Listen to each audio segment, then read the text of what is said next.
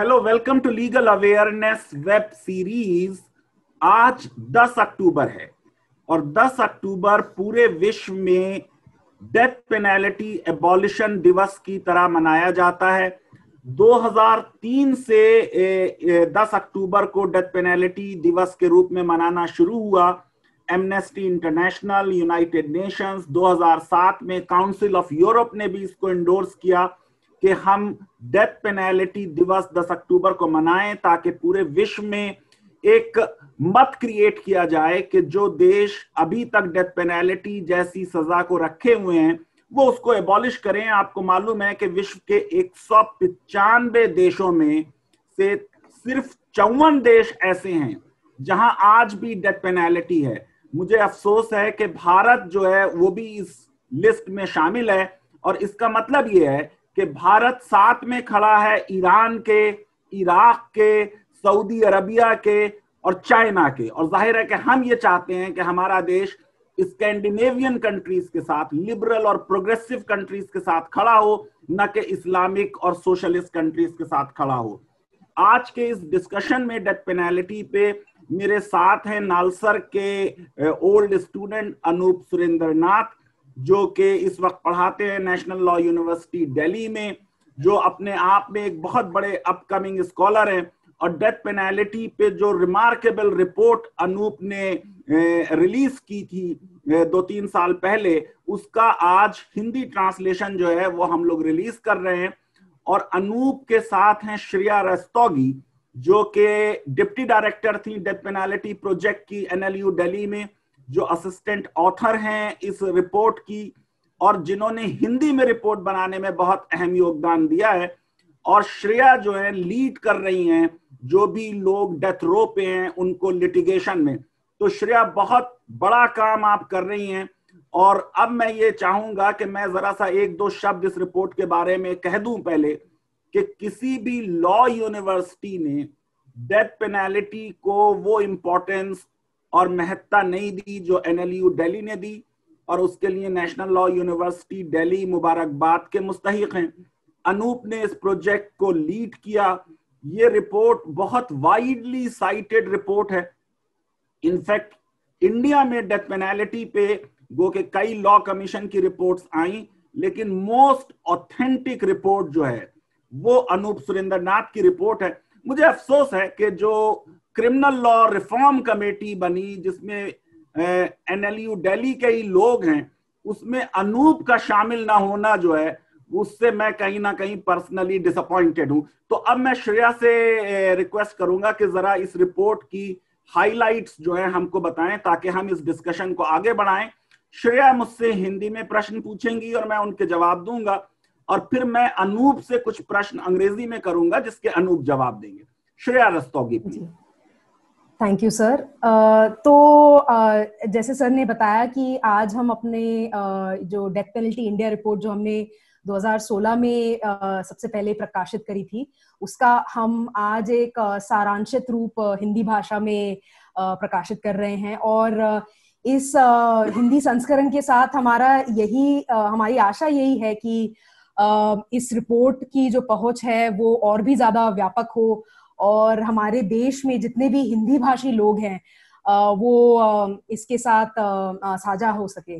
तो इस रिपोर्ट के जो अहम मैं सबसे पहले ये बोलना चाहूंगी, इस रिपोर्ट को इस पूरे डेथ पेनल्टी प्रोजेक्ट को करने के लिए इसमें हमें बहुत बहुमूल्य सहयोग मिला था नेशनल लीगल सर्विसेज अथॉरिटी के द्वारा। और इस पूरी शोध में जो नेशनल लॉ यूनिवर्सिटी दिल्ली के 80 से ज्यादा छात्र शामिल थे, और उन्होंने इसको मुमकिन करा है। तो इस रिपोर्ट का जो अहम अगर हम निष्कर्ष उन पे अगर हम कुछ प्रकाश में डालना चाहूंगी, पहला परिणाम तो ये है कि हमारे समाज में जो जाति, धर्म, आर्थिक और शैक्षिक रूप से जो सबसे ज्यादा कमजोर वर्ग के लोग हैं, उन पर हमने देखा कि मृत्युदंड की कठोर सजा का सबसे असमान प्रभाव पड़ा है। तो ज्यादातर कैदी हमने इन्हीं वर्गों से पाए। और अगर इसमें मैं थोड़े आपको आंकड़े बताऊं तो उसके अनुसार हमें दिखता है कि 3/4 जो कैदी थे वो आर्थिक रूप से कमजोर पाए गए। और अगर हम जाति के अनुसार देखें या धर्म के अनुसार देखें तो 76% कैदी हमने पिछड़ी जाति और धार्मिक रूप से अल्पसंख्यक वर्गों से पाए। अगर हम इनके शैक्षिक रूप का हम अगर वो देखें, ब्रेकडाउन देखें, तो हमने ये पाया कि 23% कैदी कभी भी स्कूल भी नहीं गए थे और इसमें से 61% कैदियों ने अपनी माध्यमिक स्कूल तक ही शिक्षा प्राप्त करी थी। और इसके साथ ही मैं ये बताना चाहूंगी कि अगर हम इन कैदियों का इनकी कानूनी सहायता, इनको किस तरीके की कानूनी सहायता मिली थी, अगर उसके बारे में हम थोड़ी बात करें तो हमने ये देखा कि ज्यादातर कैदियों को उन्होंने ट्रायल कोर्ट और हाई कोर्ट में अपने निजी वकील रखे थे, उन्होंने सरकारी वकील नहीं रखे थे। और इसके बारे में भी मैं आगे चर्चा करना चाहूंगी कि क्यों हम ये देखते हैं कि ज्यादातर कैदी निजी वकील रखते हैं और सरकारी वकीलों को नहीं रखना चाहते हैं। एक और बात अगर हम देखें कि गिरफ्तारी के दौरान कैदियों के साथ उनके क्या अनुभव निकले, उसमें हमने ये पाया कि 80% कैदियों ने हमारे साथ ये साझा किया कि पुलिस हिरासत में उनके साथ हिंसा हुई या उन पर कई प्रकार की यातनाएं बीती। तो ये बहुत ही कठोर अनुभव हुए थे कैदियों के। और अगर हम उनका अनुभव जेल के दौरान देखें तो उसमें हमने ये देखा कि सुप्रीम कोर्ट के आदेशों के खिलाफ कई जेलों में कैदियों को एकांत में रखा जाता था या अलग से रखा जाता था, और बहुत राज्यों में कैदियों को ना काम करने की अनुमति होती थी और उनके पास पढ़ने लिखने के साधनों का भी नहीं मिलते थे उनको। तो ज्यादातर कैदी अपना जो वक्त है मृत्युदंड मिलने के बाद अपना वक्त वो एकांत में ही बिताते थे। और ये अनुभव ये हम बहुत महत्वपूर्ण है इसको समझना, क्योंकि जब हम ये देखते हैं कि मृत्युदंड पे अनुभव क्यों अलग होता है दूसरी सजाओं के साथ, तो हमको इससे ये परख पता चलती है कि ज्यादातर कैदी अपना वक्त कोठरियों के में बंद ही बिताते हैं। और इसके साथ मैं अब शुरू करना चाहूंगी हमारा डिस्कशन। और सबसे पहला सवाल मैं प्रोफेसर मुस्तफा सर के साथ उनसे मैं पूछना चाहूंगी कि सर, हमारे प्रोजेक्ट के जो नतीजे आए हैं उसमें हमने जो पाया कि असंगत रूप से भारत में जो गरीब और समाज के पिछड़े वर्गों के लोगों को जो मृत्युदंड मिलता है, तो उसके बारे में आपकी क्या राय है? क्या आपको लगता है कि इस निष्कर्ष से जो मृत्युदंड की संवैधानिकता पर भी सवाल उठ सकते हैं? और इसके साथ ही ये जो एक तर्क हमको सुनने के लिए मिलता है कि दूसरी श्रेणियों के जो कैदी हैं उसमें भी अगर हम देखें तो हमको शायद यही असमानता मिलेगी। तो इसके बारे में आपका क्या सोचना होगा? बहुत बहुत धन्यवाद श्रेया। मैं सबसे पहले ये कहना चाहूंगा, जैसे मैंने बात शुरू करते समय भी कहा था, कि भारत में डेथ पेनल्टी एक बड़ा मुद्दा है। हर तीसरे दिन किसी एक को भारत में मृत्युदंड या सजाए मौत दे दी जाती है। 34 क्राइम ऐसे हैं जिनके लिए हमारे यहाँ मृत्युदंड का प्रावधान है। इसमें से 13 ऐसे हैं जो नॉन होमिसाइड क्राइम है, जो मैं ये समझता हूं कि एक अच्छी चीज नहीं है। सबसे पहले श्रेया, मैं ये बताना चाहता हूं कि जो क्रिमिनल लॉ है ये इंस्ट्रूमेंट ऑफ स्टेट है, और क्रिमिनल लॉ जो है वो स्टेट की पॉलिसी रिफ्लेक्ट करता है। और क्रिमिनल लॉ को मैं ऐसे भी देखता हूं कि कोई समाज अपनी सिविलाइजेशनल हिस्ट्री में किस मुकाम पे है। अगर कोई समाज फ्रीली डेथ पेनल्टी देता है, कोई समाज सजाएं बढ़ाता है, तो मैं ये समझता हूं कि वो प्रिमिटिव स्टेज में है, वो एक मॉडर्न लिबरल समाज की तरफ आगे नहीं बढ़ रहा। आप ये सोचिए श्रेया कि जो आदि काल था उसमें ये कंसेप्ट था कि हर एक को सजा दे दो, एन आई फॉर आई और टूथ फॉर टूथ, इस तरीके का कंसेप्ट था। ये कोई मॉडर्न सिविलाइजेशनल चीज नहीं थी, ये प्रिमिटिव चीज थी। अब अगर समाज आगे की तरफ बढ़ रहा है तो उसमें डेथ पेनल्टी का एबॉलिशन, क्राइम्स की नैरोएस्ट पॉसिबल डेफिनेशन देना, स्ट्रिक्ट लायबिलिटी का कम से कम होना और क्रिमिनल जस्टिस सिस्टम का प्रो एक्यूज्ड होना और जस्ट होना। अब ये हमारे देश में बहुत अक्सर कहा जाता है कि हमारा क्रिमिनल जस्टिस सिस्टम जो है वो अभियुक्त या मुल्जिम के फेवर में है और इसका क्रिटिसिज्म किया जाता है। लेकिन मैं चाहता हूं कि लीगल अवेयरनेस वेब सीरीज के दर्शक इस बात को समझें कि अगर कोई दीवानी केस है जिसमें मैंने श्रेया पे केस किया, तो श्रेया और मैं दो एक इंडिविजुअल हैं, हम केस लड़ेंगे। लेकिन क्रिमिनल लॉ में जब क्राइम करते हैं तो प्रोसिक्यूट करने राज्य आता है सामने। अब राज्य स्वयं लॉ बनाता है, क्राइम क्या होगा ये राज्य बनाता है। और आप सोचिए, राज्य जिस चीज को चाहता है क्राइम बना देता है, जिस चीज को चाहता है डीक्रिमिनलाइज कर देता है। तो उन्होंने ट्रिपल तलाक जो कि एक सिविल मैटर था उसको उन्होंने क्राइम बना दिया। फिर जैसे पहले भी हो चुका है कि रोम में जो है कोई राजा जो था वो अपनी भतीजी से शादी करना चाहता था और वो इंसेस्ट था, तो उसने उसमें चेंज कर दिया और ये कह दिया कि आप भतीजी से शादी करें तो वो इंसेस्ट नहीं माना जाएगा। दूसरे ये कि जब एक individual, a little man, it's pitted against the might of the state, तो फिर लॉ उस इंडिविजुअल को प्रोटेक्ट करने के लिए कहता है कि प्रिजम्पशन ऑफ इनोसेंस होगी। वो कहता है कि बर्डन ऑफ प्रूफ जो है वो प्रोसिक्यूशन पे होगा। वो कहता है कि बेनिफिट ऑफ डाउट जो है वो एक्यूज को मिलेगा। और वो कहता है कि कन्फेशन जो पुलिस ऑफिसर को होगा वो एडमिसिबल नहीं होगा। ये सारी चीजें इसलिए की गई हैं कि राज्य अपनी शक्तियों का दुरुपयोग ना करे, क्योंकि पैरिटी नहीं है पार्टीज में। एक पार्टी सर्वशक्तिमान राज्य है और एक पार्टी एक नागरिक है। अब इस बात को जब आप देखते हैं कि ये जो हमने स्टडी की आप लोगों ने एनएलयू दिल्ली में, आप सोचिए कि 385 में से 373 टोटल प्रिजनर्स जो थे उनसे इंटरव्यू हो गया, उनसे बातचीत हो गई।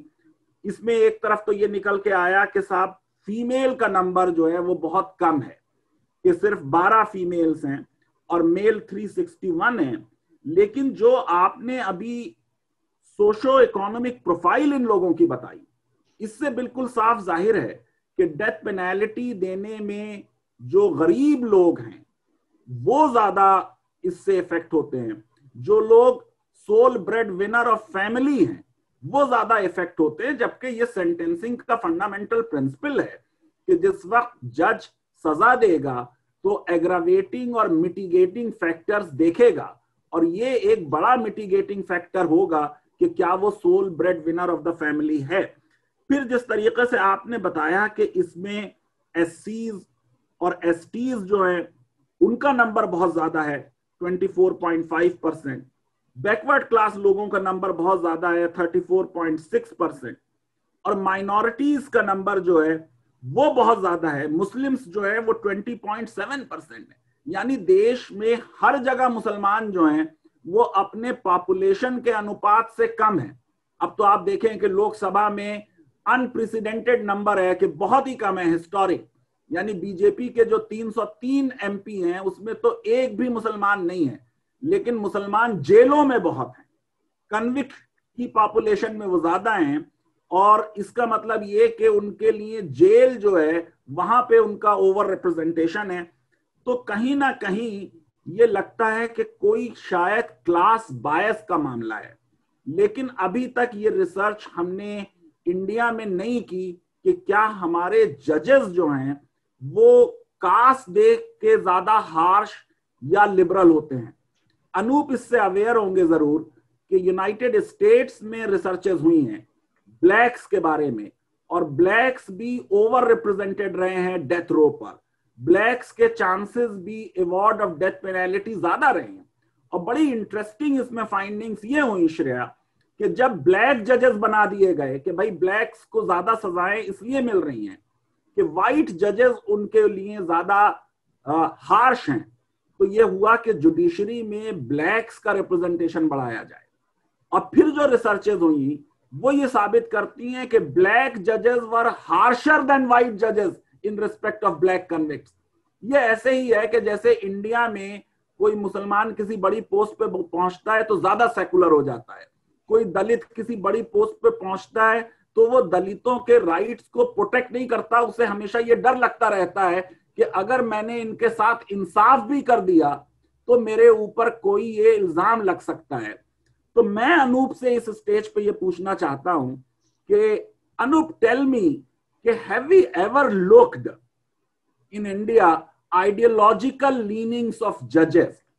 I recall that in 2000, I think after 2000, there was one single judge in Supreme Court who awarded death penalty in 14 out of 30 cases. Right. And what pains me that out of these 14, 2 involved acquittals by the High Court. Right. And in 2 other cases, there was acquittal by the apex court judge. Right. So, as you know that if one of the judge is also acquitting, then it is not rarest of rare. Right. So, how do you look at our judges' ideological leanings affecting and impacting award of death penalty? Right. Thank you, Professor Mustafa. Thank you for having us here today, and thank you, Shreya, for introducing that so well. Professor Mustafa, to take your question, let me just start with the death penalty problem and the judiciary. And as you rightly said, it is very there hasn't been that depth of work in terms of understanding the predilections of each of the judges. Yes, we have some numbers to indicate that certain judges gave a very high proportion of death sentence cases, while they gave death sentences in almost 80 to 85% of the death sentence cases they heard. There are others who never gave the death penalty, right, in any case that came before them. So therefore, the problem then becomes that जो death penalty दिया जा रहा है, that's not on the basis of the law. It is on the basis of the individual predilections or what each judge feels, and that becomes the basis for giving the death sentence. It's no longer the rule of law, it is the rule of what people want, right? And therefore, I completely agree with you that the state of research and academic work on why judges decide the way they decide is lacking, and we really need on some of these questions of social inclusion, discrimination, criminal justice. That kind of work desperately needs to happen, and I think, Professor Mustafa, it's not. I would think in thinking about that problem, it's not just judges that we need to focus on, and not just the judiciary. Yes, there is a very strong, difficult problem there, but I also think that other parts of the justice system, like the lawyers, the defense lawyers, the prosecutors, the legal aid systems, right? There are, and the police themselves as an institution, that all feed into this process of crime and punishment, are very, very problematic areas of practice on which we just haven't done enough of work. We don't understand what is happening in these institutions, and as you rightly said, what is then the impact of those on punishment, on sentencing, on who gets these punishments. Why are our prisons filled with the kind of socioeconomic profile of people that they are, right? Why does that happen? We know that. We know that the socioeconomic profile of people in our prisons is of a certain kind. They are poor, they belong to socially marginalized groups, they belong to vulnerable groups, but we don't seem to have an answer, and we haven't done the work as to why that happens. Why we can't pinpoint that, And I think one of the interesting things that emerges from the report is the role of lawyers in all of this, right? I mean, how does legal representation play out in this process? And I think we found some very interesting things on legal representation as such. And if I could just invite Shreya to just reflect on that and maybe ask you a follow-up question. Before I give it to Shreya, sure. Anup, I have a follow-up question. I take it that criminal law is the law of technicality in the sea of discretion. Yes. So at every stage, whether police will charge you under X offense or Y offense, it has a discretion. Correct. Then the charge sheet is submitted to the judge, whether he will discharge you or he will frame charges, there is a discretion. Right. Similarly, at the grant of bail, there is a discretion. Absolutely. And then similarly, at the time of sentence, whether I get life imprisonment or death, there is a huge discretion. In fact, it is a kind of a lottery. Yeah. But I will not like to really accept and absolve our judges, because look at the numbers. Between 2000 to 2015, if our trial courts had awarded death penalty in 1,790 cases, and Supreme Court finding it erroneous in 95.7% cases, then there is something wrong with our judges. Correct. And when you come to the highest court itself, then it awarded in the same period death penalty in 69 cases, and itself erroneously gave it in 16 cases. Right. So that is a huge number. Don't you think that the way the political class and the media presents the solution to crime, that increase punishment, give death penalty, as if the punishment solves the problem. So there is fundamentally something wrong in our understanding of criminal justice system, that we continue to overemphasize retribution and deterrence. And both the theories have been globally rejected and have not been empirically proved to have any utility. Right. So I think a couple of points in response.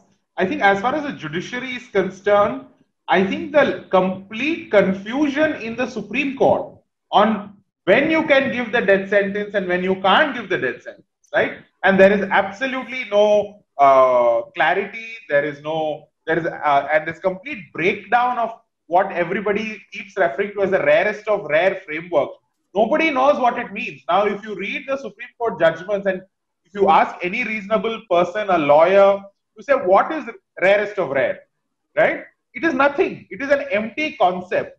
Fiction. Ultimately, legal fiction. And into which you can put anything you want, right? Yeah. And the problem of this has been, sir, that because of this confusion at the highest court, what is happening in the lowest court is even worse. Because for any position that a trial court judge wants to take, there is a convenient Supreme Court precedent available, right? And therefore, that complete breakdown of this rarest of rare framework into whatever it can mean whatever the judge wants it to mean, has disastrous consequences in the high courts and the trial courts. And that's why the numbers that we documented over 15 years, as you pointed them out, that for every 100 death sentences given by the trial courts, 5% are only confirmed. And for me, the more worrying statistic is that, sir, out of those 100, about 40 end up in acquittal. Trial judge has found you guilty and sentenced you to death.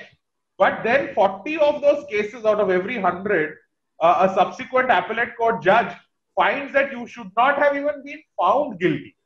Right? So, what is happening in our trial must have undergone 7 to 10 years in jail. Easily, sir. Easily that amount of time.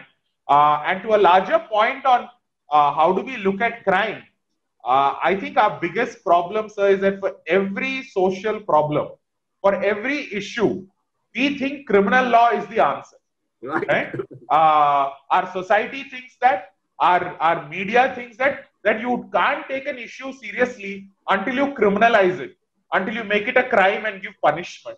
And we think that that's the only way to take issues seriously. And that's very convenient for our politicians, because any issue comes up, any social issue comes up, the first thing they will do is amend the criminal law and give harsher punishments and make it easier to convict. And that's the way we deal with social problems. And, you know, unfortunately, politicians find it very convenient. It's politically beneficial. And we are as much to blame as a society as the people who govern us for that. And the truth of the matter is, our criminal justice system is not built to handle all of this. You know, there's much that has been written about the various things that are broken down in our criminal justice system. And one of the main things that really worries me is the availability of quality legal representation. I mean, yeah. So let Shreya put that question. Yeah, Shreya, please. Yeah. Right. तो हाँ, जैसे अभी हम मतलब अभी तक बहुत ही दिलचस्प हमारा डिस्कशन रहा है, तो मैं तो थोड़ा सा उसी में ही खो गई थी और काफी सारी चीजें उसके बारे में बोलने के लिए हैं. पर अब अगर हम लीगल रिप्रेजेंटेशन या जो कानूनी सहायता जो मिलती है, अगर हम उसके बारे में देखें, जैसे मैं पहले बोल रही थी कि हमने पाया अपनी रिपोर्ट में कि 70% जो फांसी बंदी हैं, उन्होंने ट्रायल कोर्ट और हाई कोर्ट में सरकारी वकील ना लेने के बजाय उन्होंने निजी वकील रखा, प्राइवेट वकील रखा. और इसको हमें समझना बहुत जरूरी है, क्योंकि आप ये भी देखिए, ये बात आप इस मुद्दे के साथ रखिए कि ज्यादातर जो 3/4 जो हमने कैदियों को हमारी रिपोर्ट में हमने देखा है, वो आर्थिक रूप से बहुत ही कमजोर वर्ग के थे. तो अगर उनके पास मतलब इतनी गरीबी से आने के बाद भी वो सरकारी सहायता ना लेके वो अपने आप को और भी ज्यादा डेट में डाल के वो एक निजी वकील रख रहे हैं, तो इससे क्वेश्चन ये उभर के आता है कि ऐसा क्यों हुआ था. और जब हमने अपनी रिपोर्ट में उनसे पूछा कि आप क्यों प्राइवेट वकील लेना चाहते थे उनसे और उनके परिवार वालों से, तो ज्यादातर हमको यही सुनने में आया कि उनको लगता था कि प्राइवेट वकील शायद उनको बेहतर तरीके की सहायता दे. और ये तो डेफिनेटली हमने नहीं पाया अपनी रिपोर्ट में कि उनको सहायता प्राइवेट वकील से बहुत ही अच्छी क्वालिटी की मिली हो. और दूसरी एक और बात थी कि उनको सरकारी वकील से कुछ हद तक डर था या उन पे विश्वास नहीं था कि वो ठीक से उनकी सहायता कर पाए. तो इस बात में मैं सर से ये पूछना चाह रही थी कि जैसे अनूप भी बोल रहे थे कि वकील का बहुत अहम रोल होता है, और ये रोल ना ही बस सबूत कोर्ट के सामने ठीक से रखने के लिए है, पर इस बात के लिए भी है कि क्या उनको मृत्युदंड मिलना भी चाहिए या नहीं मिलना चाहिए. And defence has a very important burden कि वो कोर्ट के सामने ये दिखाएं कि उनके सामने वो झलकाएं कि इस व्यक्ति की का क्या बैकग्राउंड रहा है, उन्होंने अपनी लाइफ में उनके साथ क्या क्या हुआ है, क्या झेला है ये कांड होने से पहले, और उन्होंने फिर इसके होने के बाद हाई कोर्ट और सुप्रीम कोर्ट के टाइम पे, और काफी बार इवन ट्रायल कोर्ट में जब तक हम सेंटेंसिंग का टाइम आता है काफी साल बीत जाते हैं, तो वो उनको बताएं, कोर्ट को बताएं कि क्या इस व्यक्ति में किस तरीके का सुधार आया है. ये सारी चीजें मिटिगेटिंग सर्कमस्टांसेस के अंडर आती हैं. तो मैं सर से ये पूछना चाह रही थी कि सर आपको क्या लगता है कि जिस तरीके के सेंटेंसिंग प्रोविजंस होने चाहिए और जिस तरीके का सेंटेंसिंग अभी होता है हमारे ट्रायल कोर्ट्स में और अपेलेट कोर्ट्स में, आपको उनमें क्या खामियां लगती हैं, किस तरीके की खामियां लगती हैं, एंड उस खामियों को मद्देनजर रखते हुए आपको क्या लगता है कि ये खामियां हमारे लीगल रिप्रेजेंटेशन या क्वालिटी ऑफ लीगल रिप्रेजेंटेशन में किस तरीके की समस्याएं दिखाती हैं? श्रेया, बहुत अहम प्रश्न है आपका, लेकिन सबसे पहले मैं हाथ जोड़ के सारे लॉ टीचर्स के बिहाफ पे और अपने बिहाफ पे माफी देश से मांगना चाहता हूं कि हमने लोगों को डिग्री दे दी और उनको स्किल्स नहीं दी है. तो चाहे प्रोसिक्यूटर लॉ हो चाहे डिफेंस लॉयर हो, दोनों में कॉम्पिटेंस की बहुत कमी है। और मैंने एक आर्टिकल लिखा था इरोनियस जुडिशियल वर्डिक्ट्स, जिसमें जजेस ने बहुत गलत जजमेंट्स दिए थे। उसमें भी मैंने ये कहा था कि भाई ठीक है कि ये पुरानी कहावत है कि इग्नोरेंशिया ज्यूरिस नॉन एक्सक्यूजेड सबके ऊपर लागू है एक्सेप्ट हर मैजेस्टीज जजेस, लेकिन फिर भी मुझे ये लगता है कि कहीं ना कहीं एक कॉम्पिटेंस का मामला, और हर कोर्ट में ऊपर तक भी आप चले जाएंगे तो आपको नजर आते हैं। अब जो यहाँ पे वरीसम बात है कि एक संवैधानिक अधिकार की बात हो रही है कि लीगल रिप्रेजेंटेशन मिलना चाहिए। बेहतर तो यह है कि प्रोसिक्यूटर कॉम्पिटेंट हो, लेकिन प्रोसिक्यूटर कॉम्पिटेंट नहीं है क्योंकि वो एक सैलरीड एम्प्लॉय, तो वो प्रोसिक्यूटर्स जो है वो ध्यान ज्यादा अपने जो दूसरे केसेस लेते हैं उन पे देते हैं, इस पे ध्यान नहीं देते। तीसरे मुझे ये लगता है कि एक ह्यूमन लाइफ को हम लोग बहुत ही डिवैल्यू करते हैं। हमारे लिए एक व्यक्ति की जिंदगी जो है बर्बाद हो जाए, ये बात जो है इसको कोई हम महत्व नहीं देते।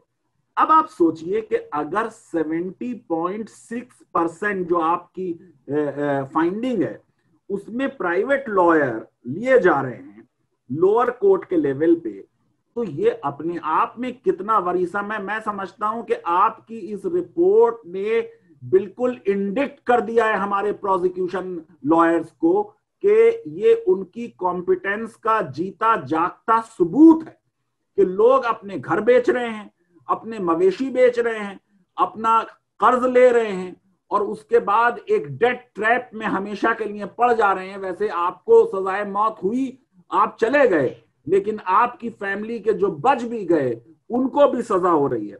और आप ये सोचिए कि जब आप हाई कोर्ट में जाएं तो आप सोचिए कि 68.4% आपकी फाइंडिंग के हिसाब से जो एक्यूज्ड है उसकी लॉयर से मुलाकात नहीं हो रही।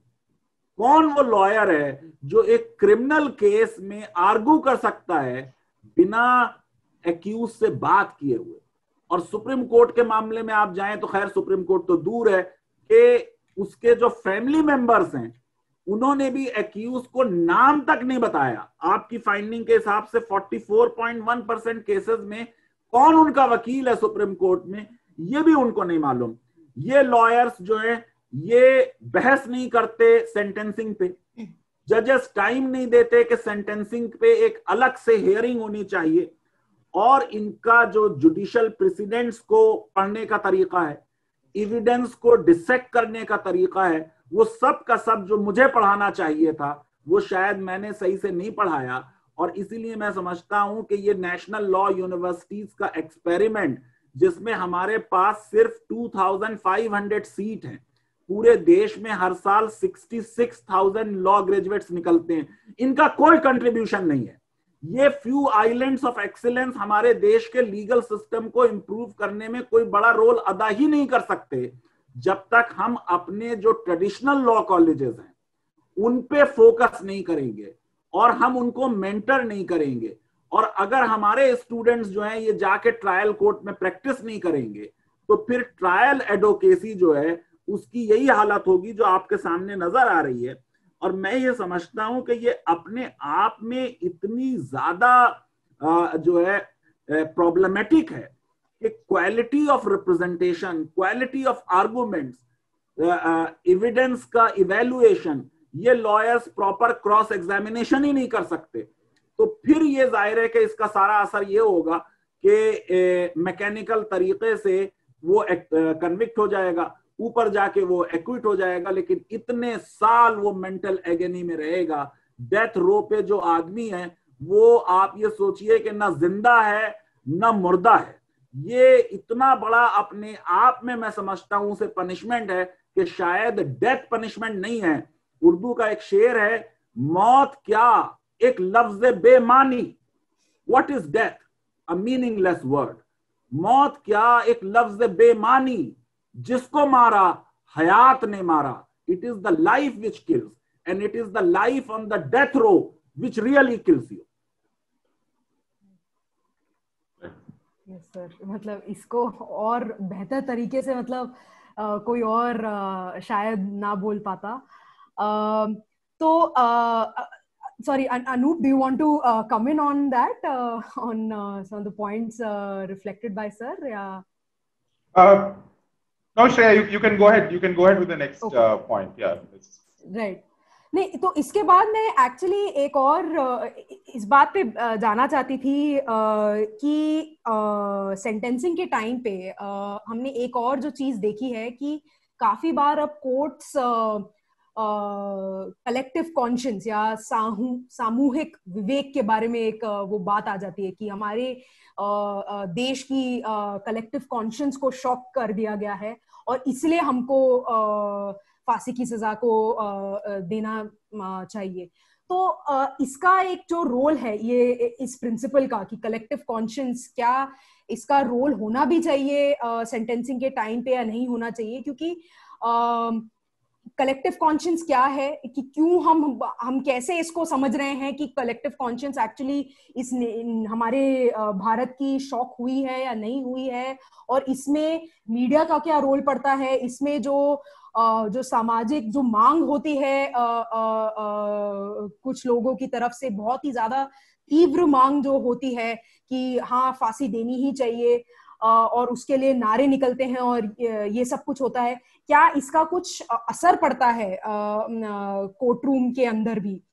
उसके बारे में मैं थोड़ा सा चर्चा करना चाह रही थी। और इसमें मैं ये सर से पूछना चाह रही थी कि क्या सर आपको क्या लगता है कि इन आइडियाज का क्या फर्क पड़ता है, और इस आइडिया का जो सबसे इम्पोर्टेंट, अगर हम 1980 का जो कॉन्स्टिट्यूशनल बेंच का डिसीजन था Bachchan Singh versus state of Punjab, अगर हम उसकी बात करें, उसमें कोर्ट ने बोला था कि most important aspect has to be whether the question of life has been unquestionably foreclosed, whether the option of life has been unquestionably foreclosed. That is something that we need to be looking at.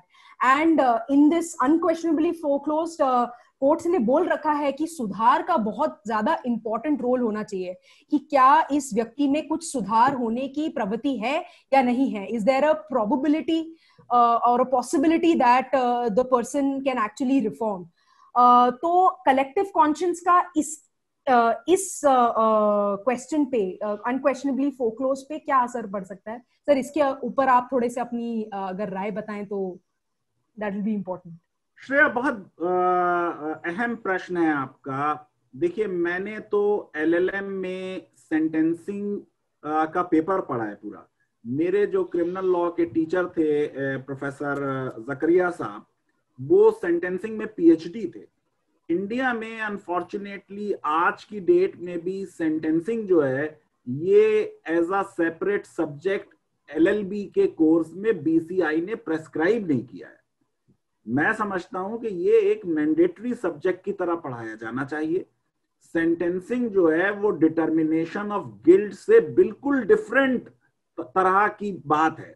उसके लिए हमारे जजेस जो हैं वो trend ही नहीं है।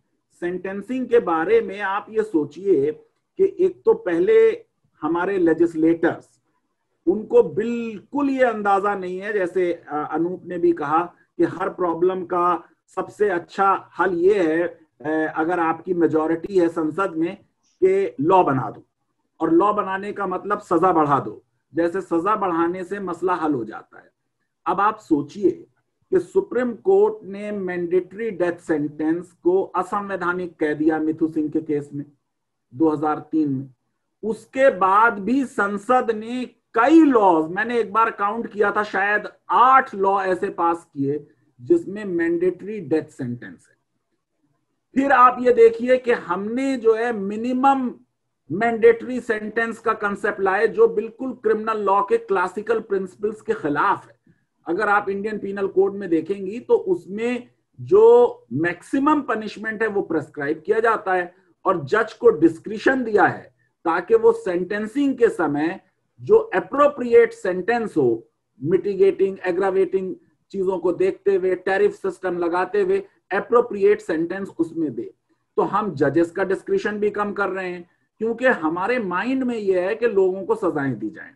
अब मेरे गुरु ने मुझे ये पढ़ाया था क्रिमिनल लॉ में कि क्राइम का और पनिशमेंट की लायबिलिटी इंडिविजुअल है, ये एविडेंस के बेसिस पे डिटर्मिनेशन ऑफ गिल्ट होगा। मेरी सरकमस्टांसेस देखते हुए मुझे सजा होगी। अब इसमें पब्लिक का कॉन्शियंस एक इतना सब्जेक्टिव टर्म है जिसके बारे में क्या पब्लिक कॉन्शियंस है ये किसी को नहीं मालूम। आप ये सोचिए कि हम क्या एक मॉब जस्टिस की तरफ बढ़ रहे हैं, और कई जगह पे हमने मॉब जस्टिस कर दिया है कि फौरन हम एक्यूज को मार देते हैं सड़क पे एक भीड़। तो ये जो मैंने आपसे शुरू में बात कही थी कि क्रिमिनल जस्टिस सिस्टम एक बैरोमीटर है जो बताता है कि समाज कितना सभ्य है। आप सोचिए कि वो समाज जिसकी एक 10-12 हजार का साल का इतिहास है, बड़ा गौरवशाली इतिहास है, उस समाज में अब हम आगे की तरफ जाने के बजाय पीछे की तरफ जा रहे हैं, और हम बस सजा देने के लिए हम समझते हैं कि सजा दे दी तो वो हो गया। ये जो एक conscience of the nation will be satisfied only when this man is put to death, इससे ज्यादा कोई निगेशन क्रिमिनल जस्टिस सिस्टम के फंडामेंटल प्रिंसिपल्स का पिछले 10-20 सालों में इंडिया में नहीं हुआ है। ये बिल्कुल एब्सोल्युटली इररेलेवेंट फैक्ट है। एक तो जैसा श्रेया ने कहा कि कभी डिटरमिन नहीं होता कि भाई कितने लोगों से पूछा था आपने कि उनका कॉन्शियंस जो है वो इसी बात से, वो कौन लोग थे, वो कितना क्रिमिनल जस्टिस सिस्टम जानते थे, उन्होंने इस केस को क्या फॉलो किया। ये कूदने फादने वाले एंकर्स टीवी चैनल्स पे बैठकर जिनको क्रिमिनल लॉ की एबीसीडी नहीं आती, वो देश का कॉन्शियंस रिप्रेजेंट नहीं करते। और आप ये सोचिए कि हम किस सिचुएशन में पहुंच गए हैं कि अक्सर जहां पर एक्यूज जो मौके वारदात है वहां मौजूद नहीं है, और आपने नेशनल कॉन्शियंस के बेसिस पे उसको डेथ पेनाल्टी दे दी। आप ये सोचिए कोई आपके पास डायरेक्ट एविडेंस नहीं है, आप सर्कमस्टांशियल बेसिस पे कॉन्स्पिरेसी के तहत, अब कॉन्स्पिरेसी का लॉ जो है ये भी इंस्ट्रूमेंट ऑफ स्टेट है, उसके बारे में भी आप सोचिए कि किस तरीके से उस लॉ को इन्वोक किया जाता है और उसका इस्तेमाल किया जाता है। मैं ये समझता हूं कि ये डिटर्मिनेशन ऑफ सेंटेंस में किसी की भी फीलिंग, विक्टिम की भी फीलिंग रेलिवेंट नहीं है जज के लिए। जज को यह देखना है कि वो ऑफेंडर को सजा दे रहा है, ऑफेंडर में क्या रिफॉर्म की पॉसिबिलिटी है। आपने बात की, मैंने ये बात पहले भी कही है कि हमारे क्रिमिनल जस्टिस सिस्टम में, और प्रोफेसर बीबी पांडे ने भी इस पे लिखा है कि ये जो हम फ्रीज कर देते हैं वो मोमेंट जिस वक्त क्राइम हुआ है, उसके बाद उसने चाहे कुछ भी किया हो, आपकी रिसर्च में भी है कि बहुत से लोगों ने पढ़ाई की, कोर्सेज किए, किताबें पढ़ी, उसका कोई हम जो है वो कंसिडरेशन करने के लिए तैयार नहीं है, जबकि ये मोस्ट रेलिवेंट चीज है। आप ये सोचिए कि जो प्रिमिटिव लीगल सिस्टम्स हैं, उन प्रिमिटिव लीगल सिस्टम्स में ये सोफिस्टिकेशन नहीं आया था। जैसे आप सोच लीजिए सिर्फ एक्टस रियस पे लायबिलिटी थी, मेंस रिया नहीं था। अब आपका 11th एंड 12th सेंचुरी में जब आपने ये कहना शुरू किया कि भाई अब हम सजा नहीं देंगे जब तक एक्टस रियस भी हो और गिल्टी माइंड, गिल्टी नॉलेज भी हो, तो ये इंप्रूवमेंट शो किया इसने क्रिमिनल जस्टिस सिस्टम का। मैं ये समझता हूं कि लोगों को सजा देना कि दूसरों का कॉन्शियंस सेटिस्फाई होगा, अगर ऐसा कोई कॉन्शियंस एग्जिस्ट करता है, ये बिल्कुल निगेशन है फंडामेंटल प्रिंसिपल्स का, first principles of criminal justice का। और मैं ये समझता हूं कि हमारे जजेस को सेंटेंसिंग के बारे में इनलाइटेंड ओपिनियंस जो हैं वो नेशनल जुडिशियल एकेडमी में पढ़ाए जाने चाहिए, स्टेट जुडिशियल एकेडमीज में उनकी ट्रेनिंग का ये पार्ट होना चाहिए। आप ये सोचिए कि जितनी डिस्पैरिटी है हमारे यहाँ सेंटेंसिंग में, वो शायद ही किसी और देश में इतनी डिस्पैरिटी हो। तो मैं let me now put this question to Anoop. Anoop, we know that there can be pro death penalty judges, anti-death penalty judges. Even in Bachchan Singh, Justice Bhagwati was talking about that somebody may give death sentence to a Naxalite, saying it is a cold-blooded murder. The other judge may say, well, these people are not fighting for their right, they are fighting for the rights of others, they are fighting for their land. So I'm not going into that debate, but don't you think this invocation of something as vague, as subjective, as conscience of the nation is a blot on our sentencing system? And there is a need for incorporation of specific modules on sentencing so that our trial judges and appellate judges understand what are the factors which are relevant or which are not relevant at the time of award of sentence. No, thank you, sir. I think it is a big problem that if you agar aap Supreme Court ke judgments bhi dekhenge, that there are some judgments which say that certain factors are important. They go into the lives of the accused. It has been presented to them about the social circumstances, their emotional circumstances, the economic circumstances, what they have done in prison. There are some judgments which take that into account. But there are certain other judgments which then say that, oh, none of that is relevant, right? We are not going to look at any of that. Or very often they look only at the crime. But the point is, whether we like it or not, 5-judge bench of the Supreme Court in 1980 said, you have to look into circumstances of the accused.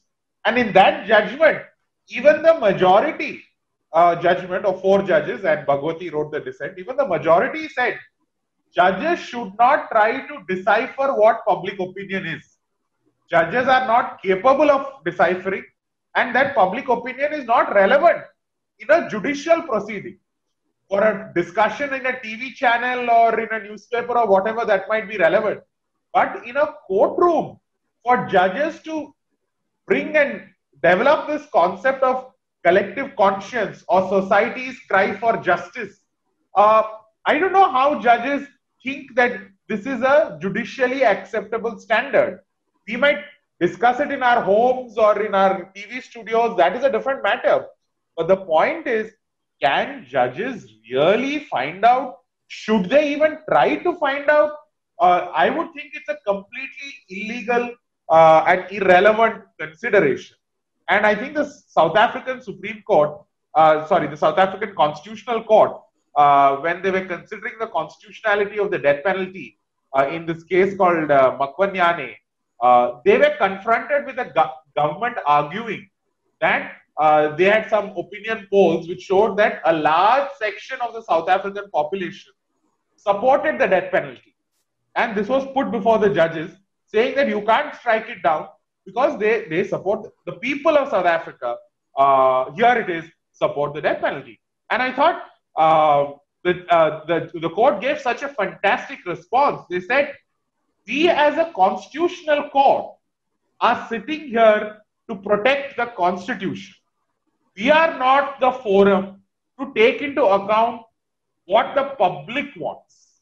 What the public wants is a political consideration. It is for the parliament to consider. We as judges are sitting here to interpret and apply the constitution, to interpret and apply the law, and that is such a good understanding कि judges को क्या करना चाहिए.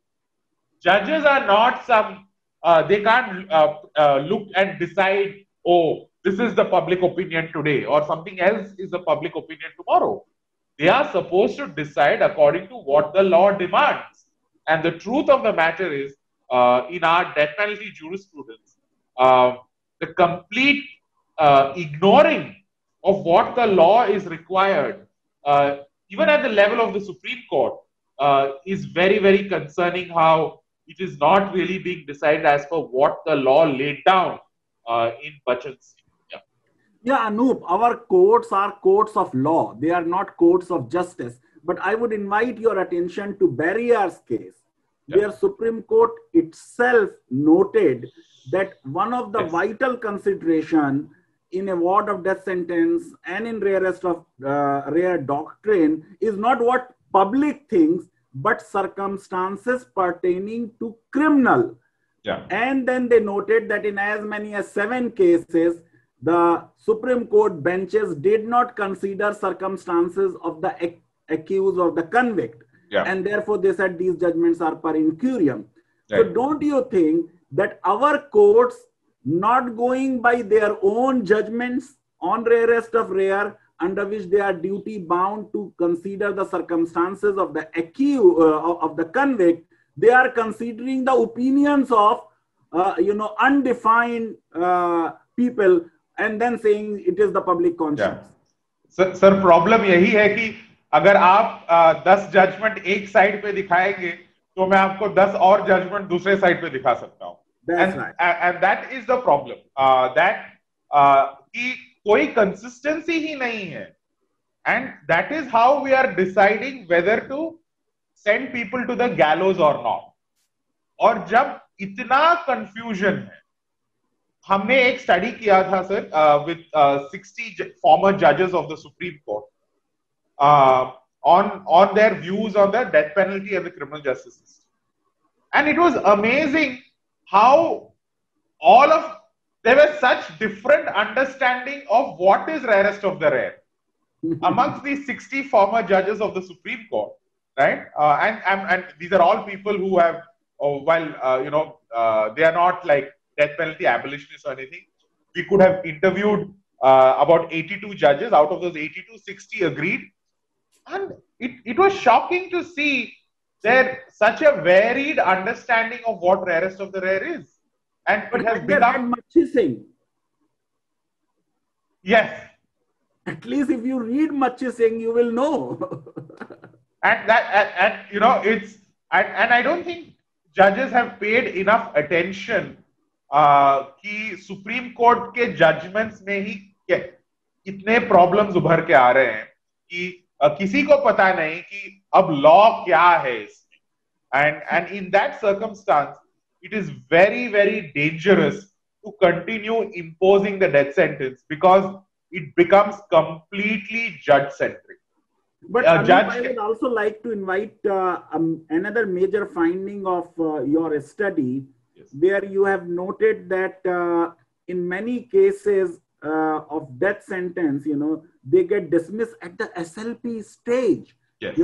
I'm aware of cases being heard on whether one can crack jokes on Sardars, and 2-3 hearings took place on this, and then Justice Thakur said no, we are dismissing it.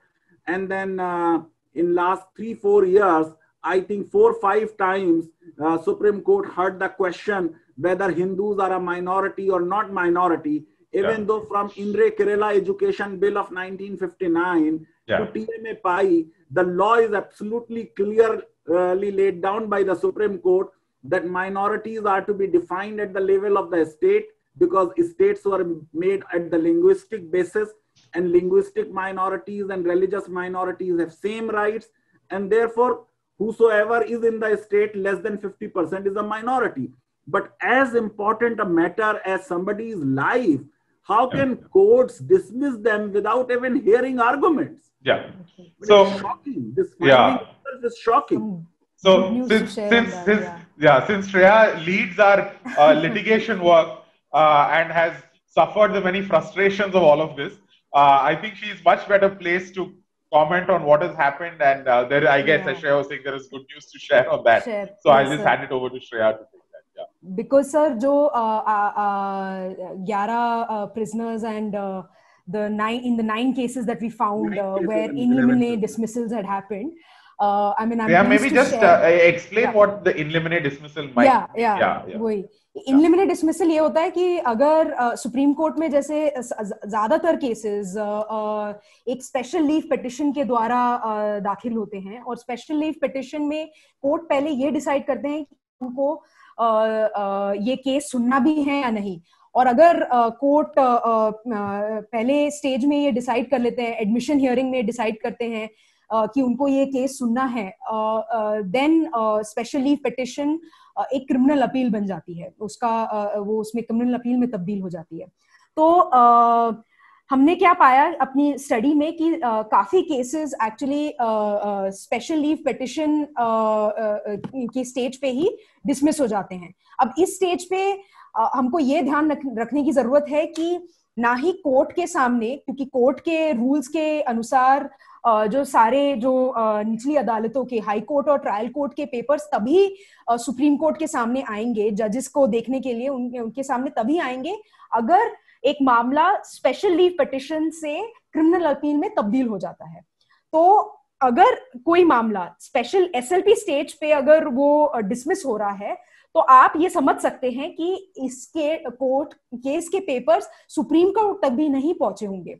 और ये in criminal appeals में, मतलब मृत्युदंड मामलों में बहुत ज्यादा important है, क्योंकि काफी केसेस में हम खुद जो इतनी सारे केसेस करते हैं, हमारे पास भी पूरे केस के पेपर्स तभी पहुंचते हैं जब ये सुप्रीम कोर्ट में आते हैं, क्योंकि ज्यादातर जो कैदी हैं या उनके परिवार वाले हैं, उनके पास खुद ये पेपर्स नहीं होते हैं। तो आप समझिए कि सुप्रीम कोर्ट का जो वकील है वो इस बात पे वो निर्भर है कि ये पेपर्स कोर्ट के सामने आएंगे और फिर वो कोर्ट से इन पेपरों की कॉपी लेंगे और फिर वो इस केस को समझ भी पाएंगे। तो एसएलपी के स्टेज पे कोर्ट के सामने क्या दो चीजें होंगी, एक तो ट्रायल कोर्ट का जजमेंट होगा और एक हाई कोर्ट का जजमेंट होगा। मोस्टली यही चीजें होती है। सारे सबूत वो सारे पेपर्स बिल्कुल भी नहीं होते हैं उनके पास। तो अब इन 9 केसेस में इन लिमिने डिसमिसल होना इतनी बड़ी बात इसलिए है क्योंकि अभी तक ना कोर्ट ने ना वकीलों ने शायद इन केस की पेपरों की ठीक से जांच कर पाए हो या वो स्टडी कर पाए हो उसको। तो इन केसेस में आफ्टर मैं जो गुड न्यूज के बारे में बात वो ये बता रही थी कि इनमें से 2 केसेस में which had 4 prisoners in it, we were able to raise this issue in the review petition before the Supreme Court. And in 2018, in a bench headed by Justice Sikri, and Justice Sikri was one of the original judges in the SLP bench. The 2 other judges had since retired, but he was one of the original judges.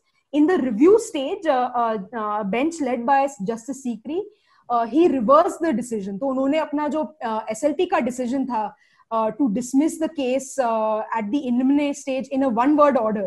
One-word order का उनका dismissal था, बस ये बोल के कि dismissed. कोई supreme court के कोई रीजंस नहीं थे कि क्यों डिसमिस किया जा रहा है, क्यों उसकी सुनवाई नहीं होगी, उसके कोई रीजंस प्रोवाइड नहीं किए गए थे एसएलपी के स्टेज पे। पर इसके खिलाफ जब हम रिव्यू में गए तो कोर्ट ने पहली बात ये मानी कि डेथ पेनल्टी के केसेस में एटलीस्ट डेथ पेनल्टी के खिलाफ रीजंस प्रोवाइड किए जाने चाहिए।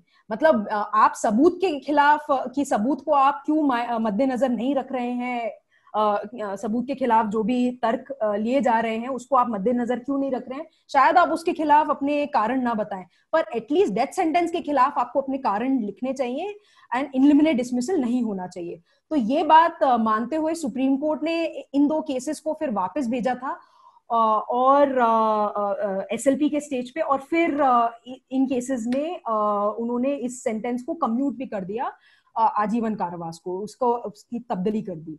तो that was the good news. Shreya, मैं एक बात यहाँ एक ये भी कहना चाहता हूँ कि कम्यूटेशन ऑफ डेथ सेंटेंसेस एक अलग स्टोरी है। उसमें भी our court has been consistently inconsistent. कभी 2 साल का लेंगे, कभी 4 साल भी नहीं मानेंगे, कहीं 8 साल भी नहीं मानेंगे, कभी लोअर कोर्ट ने एक्विट कर दिया तब भी कहेंगे उसे मेंटल एगेनी थी। तो उसमें भी बहुत इनकंसिस्टेंट मामला रहा है। लेकिन ये कि 1 ऑर्डर में केस डिसमिस कर देना, आई थिंक वो बहुत फ्रस्ट्रेटिंग है। मैं समझता हूँ जस्टिस सीकरी का जजमेंट हिस्टोरिक है। मैं अनूप आपसे 2 प्रश्न और पूछना चाह रहा हूँ जो आपकी रिपोर्ट के बारे में हैं। 1, आपने ये कहा कि बहुत से जो ये प्रिजनर्स थे they were put in death barracks and in solitary confinement, not permitted to work in prisons, not permitted or face difficulties in meeting their family members, of course for long distances, etc., etc.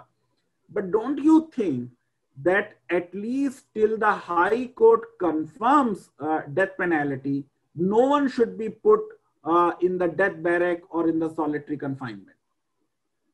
Sir इसमें law बिल्कुल clear है कि जब तक your death sentence is finally executable और कोई option नहीं है, that and only execution is left, until that time you can't be put in solitary confinement, right? But लेकिन यही problem है that this is followed more in the breach rather than in its adherence. Nobody follows this.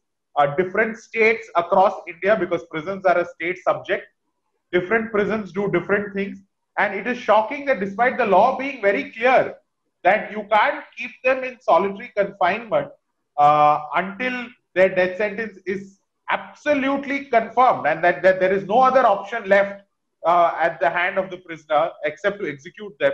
You can't be keeping them, but prisons very often don't follow that. It's a huge problem across states, and it's something that we are trying to fight. क्योंकि इससे क्या होता है sir कि then we are not able to show the kind of activities that they're able to do in prison. अगर कोई पढ़ना चाहे, कोई काम करके कुछ कमाना चाहे prison के अंदर भी, they are not allowed to do all of that, and therefore reformation दिखाना in court also becomes very difficult. The logic behind this essentially is that, sir, that these are all death row prisoners. We are anyway going to execute them. Why should they be given all these opportunities? Right? It is that shocking mentality that why should we give them? वैसे भी ये लोग मरने वाले हैं. Yeah. Anup, my second question is that, of course, UP and Bihar lead in terms of award of death sentences. But is it just because of their population size or something more to it? Yeah.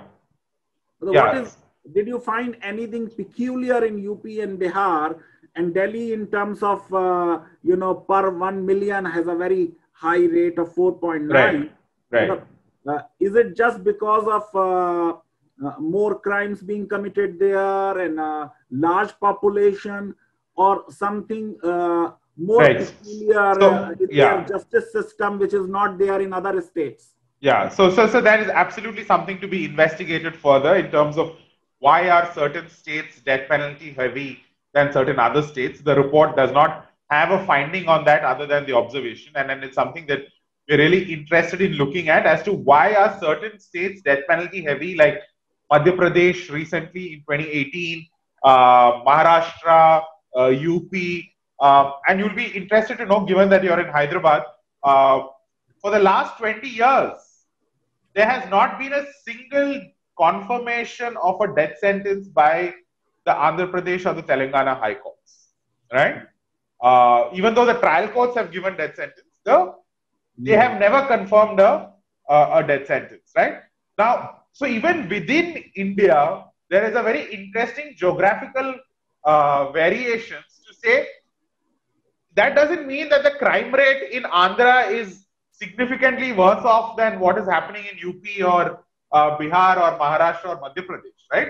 So this whole connection that people seek to draw between the death penalty and deterrence, also, Andhra and Telangana are a very interesting example for that, they have never used, they have never confirmed the death sentence in over 20 years, and that you don't see a sudden spike in the crime rate in those states. But yes, to answer your question, that we haven't done that next level investigation of why are certain states then death penalty heavy compared to other states. Yeah, to take it further, the most authentic work done on this issue is by Thorsten Selin. Unlike us in United States, criminal law also differs from state to state. Yes. Those who believe that uniformity of law is something great should go to United States and see legal pluralism. So in US, there were states which had death penalty. They abolished it. The crime rate did not go up. There were states which did not have death penalty, and they introduced it, but the crime rate did not go down. So basically, there is no relationship between crime and punishment. It is not the intensity of the punishment which deters. It is rather the certainty of the punishment But I want to ask Anup one more question coming to my mind. If you look at your study, most of the people who have been awarded death penalty for murder, it is murder simpliciter 213, then kidnapping and murder is 24, then you have sexual offenses 84, terror offenses are 31, and drug offense is 1. We have, for last 2-3 months, our TV channels are just talking about, this Sushant Singh Rajput, and this, you have only just one case. But what I want to ask you, do you also believe, though the Law Commission has said that there are no penological reasons to retain death penalty even for terror offenses, what is your take on it? Do you think that at least for terror offenses, just because our people think so, anyone who says that don't have death penalty for terror offenses, they will say this man is going soft on terror. What is your take on death penalty and the Law Commission recommendation on this? Yeah. So I think the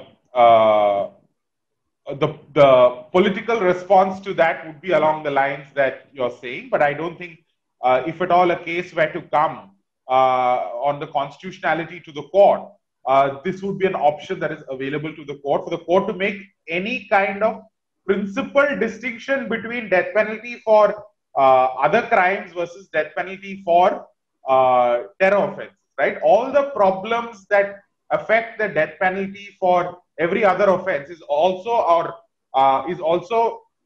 applicable for death penalty as death penalty in terror offenses. And if you see the statistics that we have, that lots of that exists on the long time that people spend as under trials that finally result in acquittals in these terror case prosecutions, I would think that the danger of the death penalty is much higher in terror offenses, right? And these factors of collective conscience, society's cry for justice. Akshardham case. Yes, the Akshardham case is a perfect example of that, where 3 people spent about 11 years in incarceration and 9 of those on death row, where the trial court gave them death, the High Court gave them death, and when they came to the Supreme Court in a stunning judgment headed by Justice Gopal Gowda, wrote that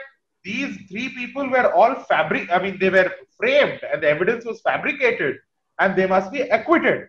Now, the most important thing about this, sir, is iske baad, acquittal hone ke baad, they came back to the Supreme Court seeking compensation for wrongful prosecution, wrongful conviction. And the then Chief Justice said a very shocking thing. He said, if we allow this, the floodgates will open. That is a fascinating thing for a Chief Justice to admit, that there are these long line of people waiting to come to the Supreme Court and seek compensation. And yes, there are. He is true. The floodgates will open. And that should tell us the extent of the problem of wrongful convictions in this country. And that's a debate for another day. How we barely talk about wrongful prosecution and wrongful convictions in this country. And, it is such a well-documented problem, even in the most advanced legal systems of the world, that wrongful convictions do happen.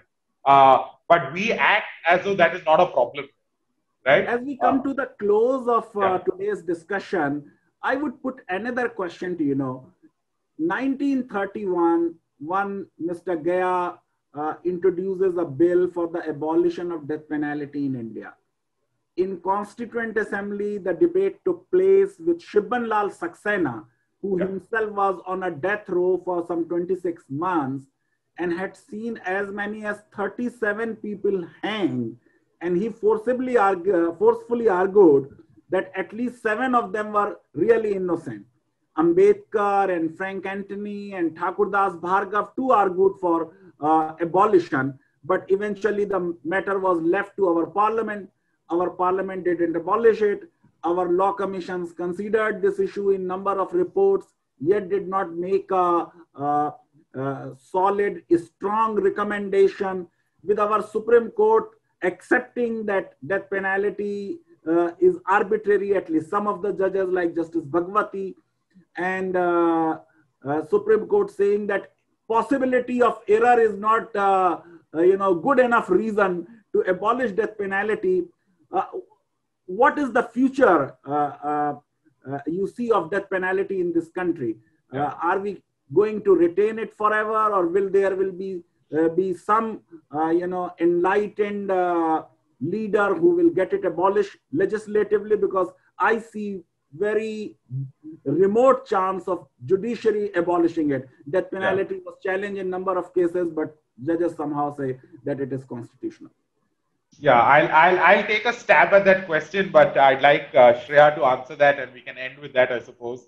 My response is, I think, is a point you also mentioned earlier, that life is so devalued in this country.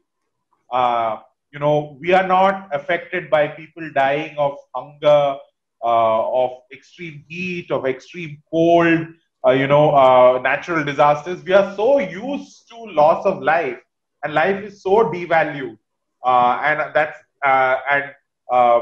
then we have the instance in people celebrating the encounter killings in Hyderabad after that rape and murder case. So we are talking of a society where life is extremely devalued, and in that context, to have the death penalty discussion and to raise these kind of issues is extremely difficult and is a very huge task to get that social consciousness going about what is wrong about the death penalty. I am very skeptical of any political move on this in terms of any abolition coming from the parliament. I don't see that coming. I would at all think that we would have to see a moment like the South African Constitutional Court, where the Constitutional Court takes a position of moral leadership, of constitutional leadership, and I would think that's our only hope, and that's where I look at it. I don't see, and the truth of the matter is, very few countries have done away with the death penalty in the world when there has been large public support for it. In a large majority of the countries that have abolished the death penalty, it has been abolished despite public support for the death penalty. And that leadership has to come from somewhere, either the political class or the courts. And I would think that in India, I would say that on this issue, on this particular issue, I'm hoping we find it. We find that the Supreme Court finds in itself to put an end to this. Shreya, sorry. तो मतलब मैं बिल्कुल अनूप ने जो बात बोली, मैं उसके साथ सर बिल्कुल सहमत हूँ कि मृत्युदंड की संवैधानिकता पे चर्चा मेरे को लगता है कि सही तरीके से कोर्ट में ही हो सकती है. अब जो हम देख रहे हैं आजकल अपने देश में, उसको मद्देनजर रखते हुए मेरे को इतना भरोसा नहीं है कि हमारे पार्लियामेंट पे कि वहां पे ये डिबेट ठीक से हो पाए. और ये मैं इसलिए बोलती हूँ क्योंकि हम ये देख सकते हैं कि अभी तक इतना ये जो हमारी रिपोर्ट थी, इसमें हमने जितना काम किया है, मतलब ये 3 साल का हमारा प्रोजेक्ट चला, बट इसमें भी हमने बहुत मतलब जो प्रथम वर्ग के जो प्रश्न हैं उनको भी हम पूरी तरीके से देख नहीं पाए हैं, उनका अध्ययन ठीक से नहीं कर पाए हैं. हमको पता है कि मृत्युदंड के बारे में इस देश में लोगों को काफी कम जानकारी है, और बस लोगों को ही नहीं, हमारी सरकार को भी काफी कम जानकारी है, और इस पे अध्ययन ही इतना कम हुआ है. तो और बट इसको मतलब इसके साथ साथ ही हम तब भी ये देखते हैं कि हर दूसरे व्यक्ति के पास अगर आप पूछे उनको कि क्या इस व्यक्ति को मृत्युदंड देना चाहिए या नहीं देना चाहिए, वो किसी तरीके के एक्सपर्ट बन जाते हैं, और ऐसा लगता है जैसे कि बिना कुछ जाने, जैसे आप सर बोल रहे थे कि ना ही कानून को ना लोग जानते हैं, ना ये जानते हैं कि इस देश में मृत्युदंड किसको दिया जाता है, किस व्यक्ति को दिया जाता है, उन पर क्या बीतती है, उनके परिवार पर क्या बीतती है, उनको जेल में किस तरीके से रखा जाता है, उनके क्या अनुभव हैं, उसके बारे में लोगों को ज्यादा मालूम नहीं है। और मेरा ये मानना होगा कि पहली चीज हमको एज अ डेमोक्रेटिक कंट्री जो हमको करनी चाहिए इज दैट मृत्युदंड पे जो भी हम विचार विमर्श करें, हम इन वास्तविकताओं को मद्देनजर रखते हुए करें। उसके खिलाफ मतलब उसके बगैर इसके ऊपर विचार विमर्श करना मतलब ऐसे बस अंधों में काना राजा बनने टाइप होगा। और दूसरी बात ये मैं बोलूंगी कि जितनी भी स्टडी हुई है अभी तक, हमारी स्टडी या लॉ कमीशन की या एमनेस्टी की स्टडी या रीना मैरी जॉर्ज एक और काफी जानी मानी रिसर्चर है, उनकी जो स्टडी हुई है, इन सारी चीजों को अगर हम पढ़े तो हमको यही पता चलता है कि जो कानूनी प्रावधान है और जो वास्तविकताएं हैं उसके बीच में व्यापक अंतर है हमारी कंट्री में।